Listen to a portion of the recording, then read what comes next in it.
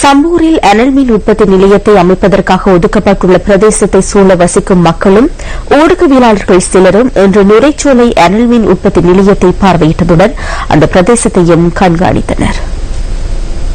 மிக பிரம்மாண்டமான அனல் மின் உற்பத்தி நிலையம் தான் நீங்கள் பார்த்துக் கொண்டிருக்கும் நுரைச்சோலை அனல் மின் உற்பத்தி நிலையமாகும். நமது நாட்டின் மின்சார தேவையில் 50% அதிகமான மின் உற்பத்தியை இங்கிருந்துதான் நாங்கள் பெற்றுக் கொள்கின்றோம். ஒரு நாட்டின் அபிவிருத்தியின் அபரிவிதமான வளர்ச்சியை இதுபோன்ற அபிவிருத்தி திட்டங்கள் தான் எங்களுக்கு குறித்து காட்டுகின்றன. ஆனால் இதன் மூலம் சூழலுக்கும் மக்களின் வாழ்க்கைக்கும் ஏற்படக்கூடிய பிரச்சனைகளை எங்களால் மறுதளிக்க முடியாது. இலங்கை அரசாங்கத்தால் சம்பூர் பகுதியில் எதிர்வரும் காலங்களில் இதுபோன்ற ஒரு அனல் மின் உற்பத்தி நிலையம் அமைக்கப்பட உள்ளதாக கூறப்படுகின்றது. ஆகவே இதுபோன்ற ஒரு அனல் மின் உற்பத்தி நிலையம் அமைக்கப்பட்டால் எவ்வாறான பிரச்சனைகளை சம்பூர் மக்கள் எதிர்கொள்வார்கள் என்பதனை அந்த பிரதேசத்து மக்கள் கண்காணித்துக் கொள்வதற்கு இங்கு விஜயம் ஒன்று மேற்கொண்டிருந்தார்கள். நான் நியூஸ் ஃபர்ஸ்ட் செய்திகளுக்காக மாரிமுத்து யோகராஜ், நுரைச்சோலை அனல் மின் உற்பத்தி நிலையத்திலிருந்து. சம்பூர் அனல் மின் உற்பத்தி நிலையம் அமைக்கப்பட உள்ள பிரதேசத்தைச் சேர்ந்த மக்கள் வரையறுக்கப்பட்ட சுற்றாடல் மன்றத்தின் ஒத்துழைப்புடன் இன்று நுரைச்சோலைக்கு அழைத்துச் செல்லப்பட்டிருந்தனர். முதலில் சம்பூர் மக்கள் நுரைச்சோலை அனல் மின் உற்பத்தி நிலையத்தை சூழவுள்ள பிரதேசங்களை கண்காணித்தனர். மின் உற்பத்தி நிலையத்தின் பின்புறத்தில் குவிக்கப்பட்டுள்ள நிலக்கரி அந்த பிரதேசத்தில் வாழும் மக்களின் வாழ்க்கை முறைக்கு ஏற்படுத்தியுள்ள தாக்கத்தை நம்மால் கவனத்தில் கொள்ளாதிருக்க முடியவில்லை. இறக்கப்பட்ட நிலக்கரி எனது விவசாய நிலத்தில் விழுந்ததால் பாரிய அழிவு ஏற்பட்டுள்ளது.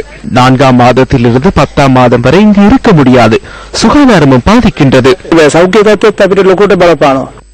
இவ்வாறு நிலக்கரி குவிக்கப்படுகின்றவை சுற்றாடல் ஆய்வறிக்கையின் பரிந்துரைகளை மீறும் செயற்பாடாகும் என சுற்றாடல் அமைச்சின் முன்னாள் ஆலோசகர் கலாநிதி ஜனக ரத்னசிறி சுட்டிக்காட்டுகின்றார். සුළඟින් ඒ ගල් අඟුරුවල තියෙන දුයි අංශු පිටට නොයාමට වතුර ඉසින්න ඕන. දැන් මම දකිනවා මේ නොරච්චලේ බලගාරය අසල තියෙනවා මේ ගෝතරවල තියෙනවා. நிலக்கரி தூசி காற்றில் அடித்து செல்லாதிருக்க நீரை தெளிக்க வேண்டும். நுரைச்சோலை மின் நிலையத்தை அண்மித்த பகுதியில் விவசாய காணி இருந்தது. அங்கு நீர் தெளிக்கும் கட்டமைப்பு உள்ளது. எனினும் அனல் மின் உற்பத்தி நிலையத்தில் அதை காண முடிவதில்லை. அனல் மின் உற்பத்தி நிலையத்தின் வேலிகளில் உயரமான மரங்களை நடுமாறு சுற்றாடல் அறிக்கையில் கூறப்பட்டிருந்தது. ஆனால் ஒரு மரத்தை ஏனும் இங்கு காண முடியவில்லை.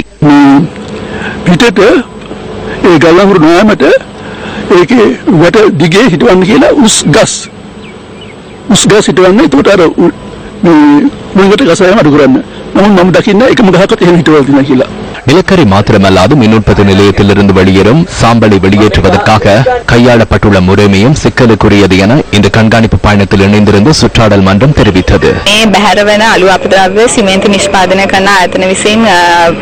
சாம்பலை சீமெந்து உற்பத்திக்கு பயன்படுத்தவே முதலில் இணக்கம் காணப்பட்டிருந்தது. எனினும் அது அவ்வாறு இடம்பெறவில்லை. சாம்பல் இங்கு குவிக்கப்பட்டுள்ளது. இதனால் மக்களுக்கு பிரச்சனை எழுந்துள்ளது. விவசாயிகளை போன்று மீன்வளம் குறைந்ததால் மீனவர்களும் பாதிக்கப்பட்டுள்ளனர். භෝගවගාවන් සම්බන්ධයෙන් ඒ වගේම දීවර ජනතාවටත් ප්‍රශ්න ඇති වෙලා තියෙනවා. මොකද මාළු හිඟයක් ඇති වෙනවා මේ අලු මුහුදට මුදා හැරෙන නිසා. மின் உற்பத்தி நிலையத்தில் சூழவுள்ள பகுதிகளை பார்வையிட்ட சம்பூர் மக்கள் நுரைச்சோலையில் உள்ள மீனவர்களையும் சந்தித்து நிலைமையை கேட்டறிந்தனர். அனல் மின் உற்பத்தி நிலையம் ஆரம்பிக்கப்பட்டதன் பின்னர் வருடாந்தம் படிப்படியாக மீன்வளம் குறைந்து வருவதாக இதன் போது மீனவர்கள் கூறினர். நுரைச்சோலை மக்களின் அனுபவங்கள் தொடர்பில் இன்றைய நாள் முழுவதும் கேட்டறிந்து கொண்ட சம்பூர் மக்கள் நியூஸ் ஃபர்ஸ்டுக்கு கருத்து வெளியிட்டனர்.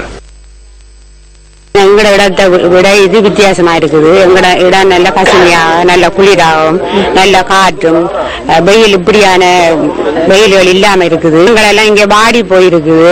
இப்படித்தான் பச்சை இருந்தாலும் அதுல ஒரு சோர்வு தெரியுது. அந்த மரங்கள் அங்க பயிர்களை பார்த்து கொண்டு வரக்குள்ள எங்கட பக்கத்துக்கு இங்க பக்கத்துக்கு வித்தியாசமா இருக்கு. ஆனா இந்த கிட்டத்துல வீடுகள் இல்ல.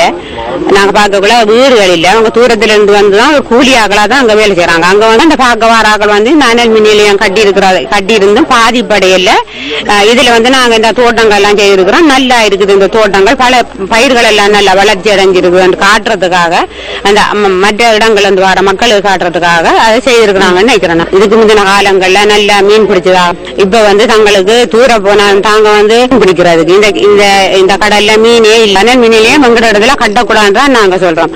ஆனா அந்த கிராமமும் இந்த கிராமங்களை போல ஆயிரும். இங்க வந்து நுரைச்சோலையில வந்து 15 வருடம் அவங்க இதை கட்டிருக்கிறாங்க. கட்டினதுல இருந்து கடத்தொழில சரியான மோசமான நிலைமையில இருக்கிறாங்க. மற்ற மக்களை பாக்குற நேரமும் ஒரு சீர்கேடான முறையில தான். மற்ற இந்த தென்னை மரங்களை பாக்குற நேரம் எல்லாம் மிச்சம் ஒரு இதான எங்கட இதுல உண்டு வர்ற மாதிரி இல்ல.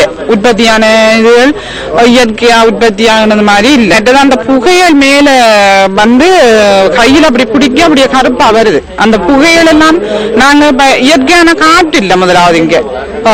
இந்த காற்றுகளை சுவாசிக்கிற நேரம் அது எப்படியாவது ஊடுருவி பிள்ளைகளுக்கு நோயில கொண்டு வரும். தாக்காம இல்ல, இங்கேயும் இப்ப தாக்கி கொண்டிருக்கு. நோய்கள் வந்து பரவி கொண்டிருச்சு. இத சம்பந்தரையாதான் எங்களுக்கு இதை இல்லாம செய்யணும். தமிழரசு கட்சியில அவர் உயர்த்தப்பட்டு இந்த நிலைமைக்கு வந்தவர். இப்ப வந்து மக்கள் போட்ட ஓட்டுல அவர் ஜெயிச்சு வந்தவர். இன்றைக்கு அவர் எங்களுக்கு இப்படி செய்துட்டு போயிட்டு அங்க இருந்து சுதந்திரமா வாழ முடியாது.